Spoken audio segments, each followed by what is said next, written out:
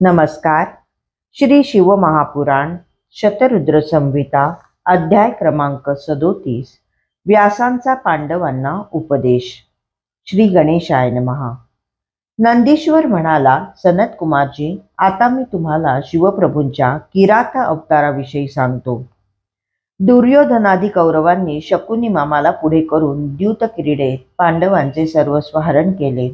त्यांना 12 वर्षे वनवासात आणि 1 वर्ष अज्ञातवासात राहण्यास सांगितले. त्यांच्या अनेक प्रकारे अपमान केला आणि राज्याबाहेर काढले. पांडव द्रौपदीसह द्वैतवनात गेले. तिथे सूर्याने दिलेल्या थाळीमुळे त्यांना उत्तम भोजन मिळत असे. बाकीचा वेळ नित्यकर्मात आणि ऋषींच्या सहवासात व्यतीत होत असे. तेव्हा दुर्योधनाने कपट करून दुर्वास मुनींना पांडवांकडे पाठवले. ते 10,000 शिष्यांसह त्यांच्याकडे गेले आणि भोजनाची मागणी केली. पंडुपुत्रांनी त्यांचे मागणे मान्य केले. त्यांना स्नान करून येण्यास सांगितले. ते नदीवर गेल्यानंतर पांडवांना मोठा प्रश्न पडला. अन्न नाही म्हणून ते दुःखी झाले. काय करावे हेच त्यांना सुचेना. ते प्राणत्यागाची भाषा करू लागले. त्यांना चिंतेत पाहून द्रौपदीने श्रीकृष्णांचा धावा केला. तिची आर्त हाक ऐकून भक्तवत्सल द्वारकानाथ तेथे तात्काळ प्रकट झाले.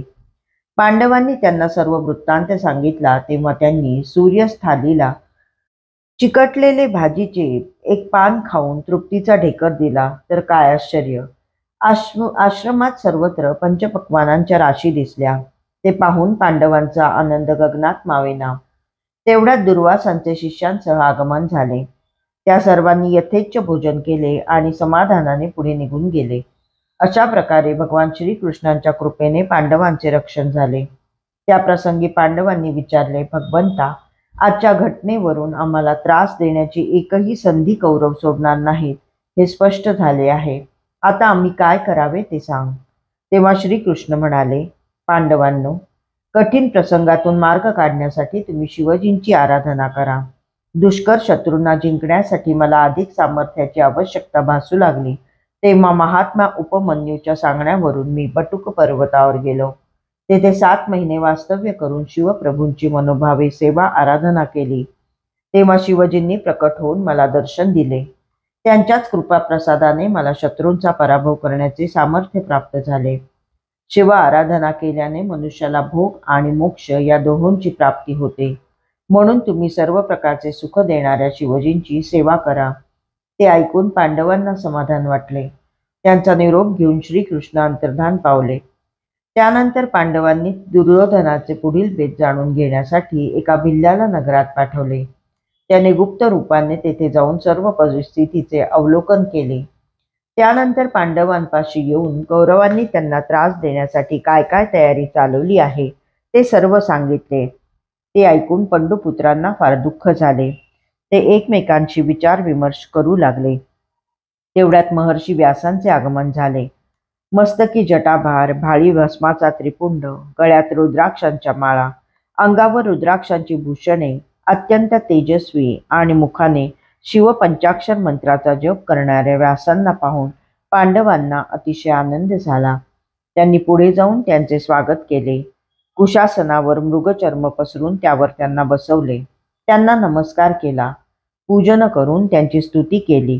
ते म्हणाले, पितामह, तुमच्या दर्शनाने आम्ही खरोखरच धन्य झालो आहोत. आमचे तपत दानादी सत्कर्म आज फळास आले. सत्पुरुष स्वभावताच कल्पवृक्षासमान असतात. त्यांच्या येण्याने त्या घरातील दुःख व दारिद्र्य दूर होते. तसे घडले नाही तर त्याला प्रारब्धच कारणीभूत असते. आज तुमच्या दर्शनाने आमचे दुःख खरोखरच हलके झाले आहे. मनाला मोठे समाधान वाटत आहे. हे प्रभो, क्रूर कर्मे करणाऱ्या दुर्योधनादी कौरवांनी आमचा कशा प्रकारे छळ चालवला आहे हे तुम्ही जाणता. तरी ज्या योगे तो त्रास व दुःख नाहीसे होईल असं काहीतरी उपाय सांगा. व्यास म्हणाले, पांडवांनो, तुम्ही सत्याने वागणारे आहात. तुम्ही कधीही सत्यनिष्ठा सोडली नाही, म्हणून तुम्ही धन्य आहात, कृतकृत्य आहात. जे सत्पुरुष असतात ते प्राणांताची वेळ आली तरी धर्माचा त्याग करत नाहीत. तुम्ही सत्याने आणि धर्माने वागत असल्यामुळे तुम्हाला दुःख होणे, कष्ट सोसावे लागणे योग्य नाही. माझ्यासाठी तुम्ही आणि कौरव सारखेच आहात. अंध धृतराष्ट्रालाही पुत्रांच्या ठिकाणी आहात. तरीही त्याने तुमच्यावर अन्याय केला. दुर्योधन अत्याचार करत असतानाही त्याचे निवारण केले नाही. त्याने त्याला वेळीच पायबंद घातला असता तर तुमच्यावर ही वेळ आलीच नसती. त्याने लोभाने तुमचे राज्य हिरावून घेतले, तेव्हाच त्याच्या धर्माचा लोप झाला. धृतराष्ट्र दुष्ट आहे.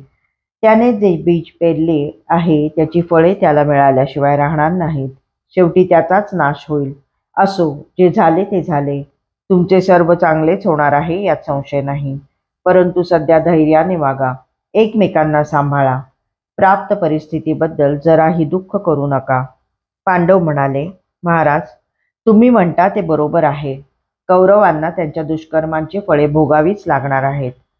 आम्हाला राज्य भ्रष्ट करून त्यांचे समाधान झाले नाही, म्हणून ते आम्हाला येथेही त्रास देण्याचा प्रयत्न करत आहेत. यावर उपाय म्हणून श्रीकृष्णाने आम्हाला शिवजी आराधना करण्यास सांगितले आहे. परंतु त्याच्या बोलण्याकडे आम्ही फारसे लक्ष दिले नाही, म्हणून तुम्ही आम्हाला त्याच मार्गाचा पुन्हा उपदेश करा. पांडवांचे बोलणे ऐकून व्यास प्रसन्न झाले. ते म्हणाले, धर्मानुगामी पंडुपुत्रांनो, भगवान श्रीकृष्णांनी तुमच्या हितासाठी योग्य तेच सांगितले आहे. शिव महाप्रभू भक्तवत्सल आहेत, दयासागर आहेत, देवादिदेव आहेत. जे लोक त्यांची सेवा करत नाहीत त्यांना दुःख प्राप्त होते. शिव उपासनेचे महत्त्व फार आहे. मी स्वतः त्यांची सेवा करतो. तुम्हीही प्रेमभक्तीने त्यांची आराधना करा.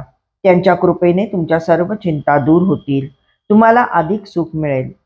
व्यासांनी पांडवांमध्ये अर्जुन हाच शिव आराधना करण्यास योग्य आहे असे मनाशी ठरवले. ते म्हणाले, पंडुपुत्रांनो, मी तुम्हाला हिताचीच गोष्ट सांगत आहे. भगवान शंकर हे सर्वांच्या पलीकडचे आहेत. सनातन परब्रह्म आहेत.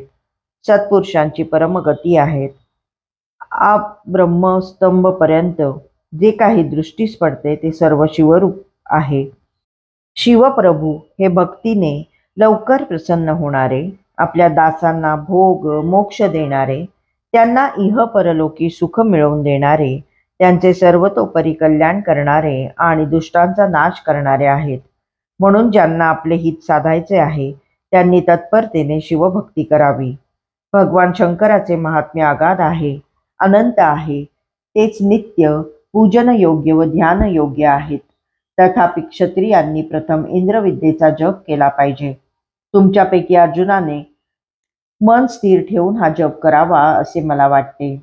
म्हणजे इंद्र याची परीक्षा घेऊन संतुष्ट होईल आणि त्याला शिवजींच्या श्रेष्ठ मंत्राचा उपदेश करेल. याच्या सर्व विघ्नांचे निवारणही होईल. त्यानंतर व्यासांनी तीव्र बुद्धी अर्जुनाला स्नान करून येण्यास सांगितले. त्याला पूर्वाभिमुख बसवून इंद्रविद्येचा उपदेश केला. पार्थिव लिंग पूजा विधी नीट समजावून सांगितला. ते पुढे म्हणाले, अर्जुना, आता तू निसर्गरम्य इंद्रकील पर्वतावर जा. तेथे गंगेच्या किनाऱ्यावर राहून चांगल्या प्रकारे तपाचरण कर. ही अदृश्य विद्या तुला नेहमीच हितकारक होईल. त्यांनी अर्जुनाला आशीर्वाद दिला. मग तुम्ही सर्व धर्माने वागा.